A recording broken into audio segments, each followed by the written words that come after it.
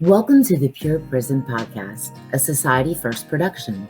My name is Shai Hillman. Before we begin, we want to give an introduction of our goals, and that is to provide a platform that identifies both the problem and the solutions to the criminal justice system. The purpose behind Pure Prison Podcast is to give a voice not only to those who have been impacted by the system, but also to those who are positively impacting the system. Society First wants to ensure that all guests feel free to express their thoughts and beliefs. With that being said, not all views and beliefs of those interviewed are necessarily the views of Society First. With that, we hope that we will inspire you to get involved, for it's only together that we will make a difference. Hi, everybody. Welcome back to Pure Prison. I'm so excited to have you here with us tonight. As you saw, we're going to have a guest, and her name is Kathy Claridge. I hope I said that right. And she is actually the founder and the executive director of an incredible program called Exchange for Change. So we are going to be speaking to her. I'm going to bring her in, let her introduce herself, and go right into that. Welcome. Tell us a little bit about yourself, and please, being the founder of such a wonderful thing, tell us a little bit about Exchange for Change and what you do. Well, hi, Shai. First of all, thanks so much for inviting me on. I'm really thrilled to be here. It's a great opportunity to talk a little bit about our program, and particularly for people who are interested. So just by way of a quick background, I was a journalist for many, many years, and I wanted to get involved in teaching writing for Haitian women in prison because much of my time as a journalist had been spent in Haiti. And so I approached an organization that was working in a women's prison in South Florida. They didn't have a writing program. Not enough Haitian women signed up for the program, but other women signed up for the writing program. And so that's how we got started. This was back in 2009. I left for a few years when the earthquake happened in Haiti, so I went back there to report. And returned in 2013 and went back into the women's prison. And then just to move the story along, by 2014, I was in the men's prison, and we started a nonprofit so that we could teach more than a single class. And so by the time the pandemic hit, in a short 6 years, we'd reached over 1,500 students and trained over 100 people to go in and teach. That is amazing. And I wish that some of our audience does know, but the people who don't, I wish they understood the gravity of what that is to be able to go into a compound. Tell us a little bit about, because this is how I heard from you, and I don't even know if you know the story, but of course, I have residents from the inside that reach out all the time. And, sometimes I get really tired of hearing the bad. And they mentioned you and your program. So tell us about this local compound.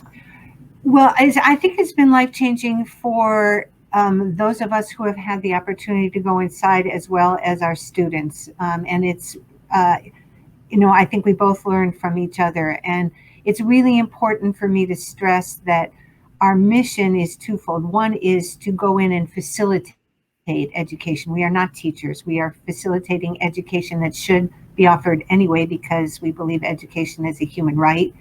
And the response that we get inside is what has kept us going. The students come to our class, it's all volunteer. They don't get anything other than a certificate. Some classes we can now give continuing education units through Florida International University, but mostly it's because people want to learn. And you and your listeners know the inside is a microcosm of the world outside. So you have all kinds of people with all different kinds of interests, and a single writing class on fiction isn't going to do it for everybody. And so we were able to expand to nonfiction, poetry, debate, songwriting, playwriting, rhetoric, Shakespeare, all different kinds of courses to correspond to the interests of people on the inside. And then the other part of our mission is to bring the voices of the inside out, to help educate the population about who the incarcerated are. So we do that through a variety of means. We have literary journal. We've done 2 editions of that. We host graduations, or we did prior to the pandemic, where we brought lots of community members inside to sit side by side by our students, where they got to hear the pieces performed, they got to meet the authors of the pieces, the proximity, right, of being next to someone who is incarcerated and recognizing them for their humanity. That's really what we're all about. Wow. I mean, that just blows me away. Being a formerly incarcerated woman in Florida, just I know what that would have meant to me to have had, and that's not offered, unfortunately, enough. That would have been such an amazing outlet. There was something very small in our county jail, and it was a writing course similar that people could do whatever, and it kept me from a lot of pain and a lot of anger. Amazing. Tell us a little bit. I know you have a book. It's called Hear Us, right? Tell us a little bit about that and where we'll be able to find that. Okay, so this is probably one of our most exciting projects, and we transitioned to this when the pandemic hit, when we could no longer go inside and offer our courses. But we were hearing all across the United States what was happening in prisons according to the different institutions and the way that different states handled um, social distancing and security and everything else. So we put out a call for submissions about a year ago, all across the country, and asked people to document what was happening inside, because we naively thought it would be, a 2 or 3 month period and then the pandemic would be over. Um, we got over 200 submissions from, I think it was around 17 or 18 different states. We put together an editorial board. We culled it down to 58 submissions from 10 different states. So we have representation from incarcerated women in Alaska, people in death row in San Quentin in California, Alaska, Tennessee, Wisconsin, a lot of representation from Florida. And it's a variety of voices. So it's the transgender, the disability, different religions, fiction, nonfiction, poetry, some drawings, a couple family members. We think it's really exciting. We don't know anybody else who's done this. And the pieces center on what happened during the pandemic and the response to Black Lives Matter and George Floyd's murder last year. So there's 2 themes that run through the book. That is incredible. And that's awesome. Now, do you work at all with the women here in Florida? Are you involved with them at all? Yeah, so we started off, as I said, back in 2009 when we were not a nonprofit. It was just me teaching writing. Then I went back into the women's prison at Homestead in 2013. We were kicked out of the women's prison several years ago from a misunderstanding with the Department of Corrections. But I'm really excited to say that starting on Friday, for the first time in 3 years, we will be back in the women's prison. We're thrilled about it. Our program never stopped. It just had to stop at the women's prison. But yeah, we're back inside. And several of the women from the Homestead Correctional Institution are included in our book. So we're thrilled about that as well.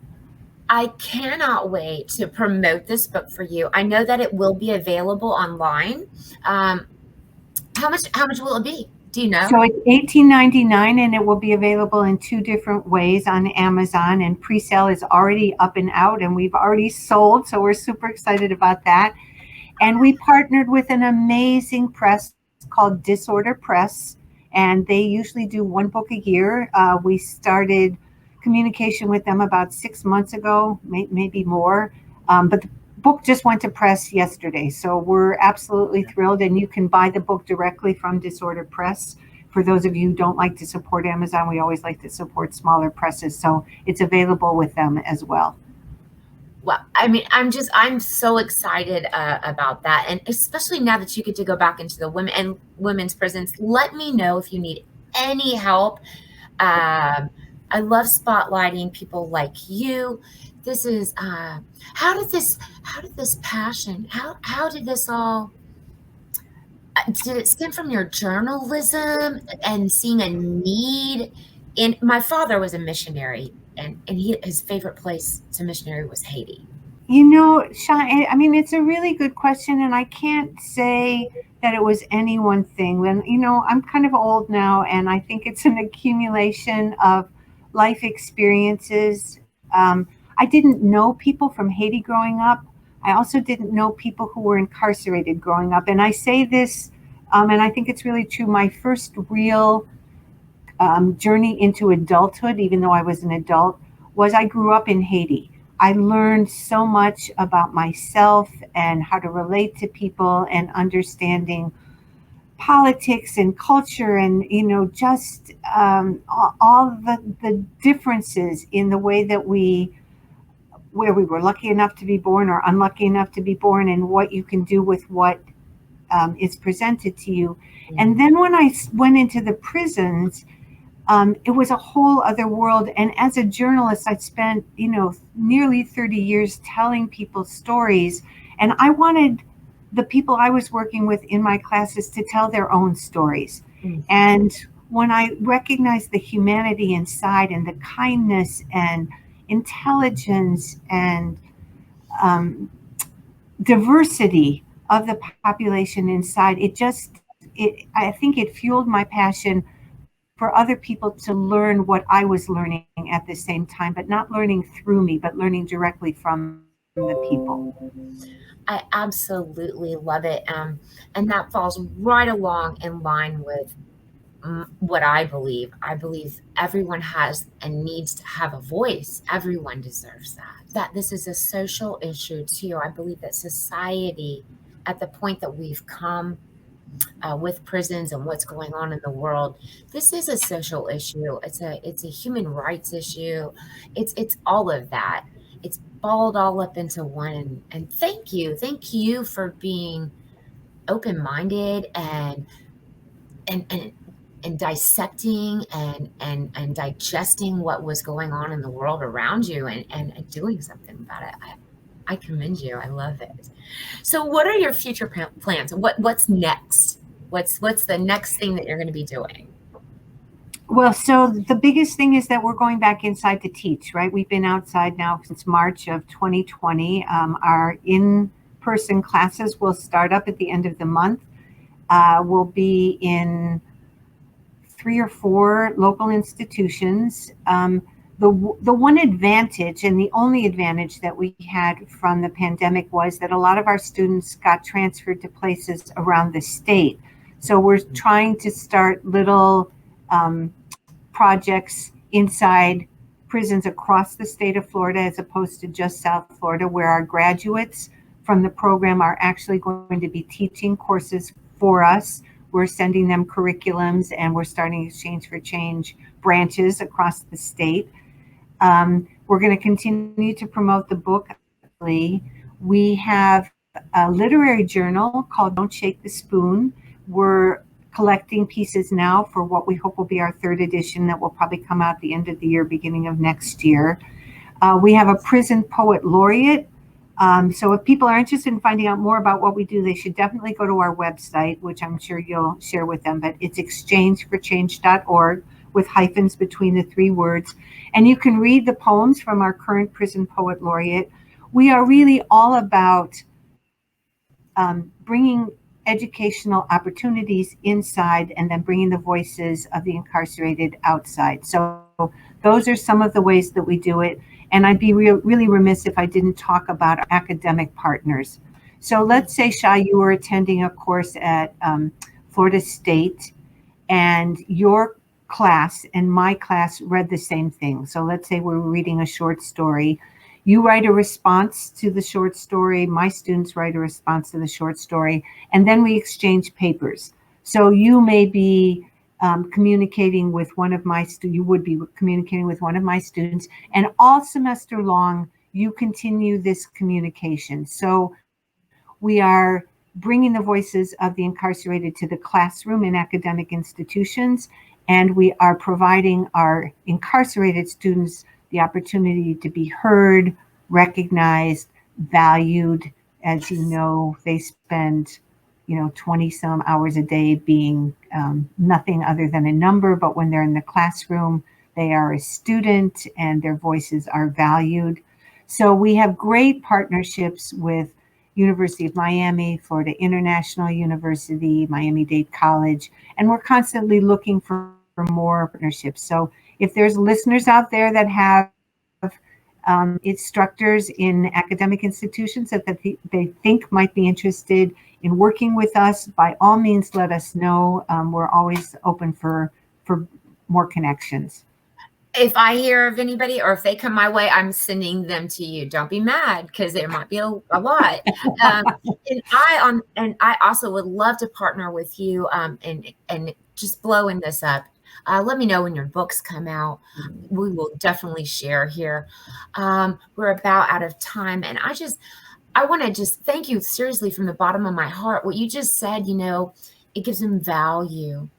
There, you lose so much in there, and it's so nice for someone to, even that little piece of paper, with the correspondence coming back from a student. That is amazing, and that can really help someone inside. And I just wanted to say thank you.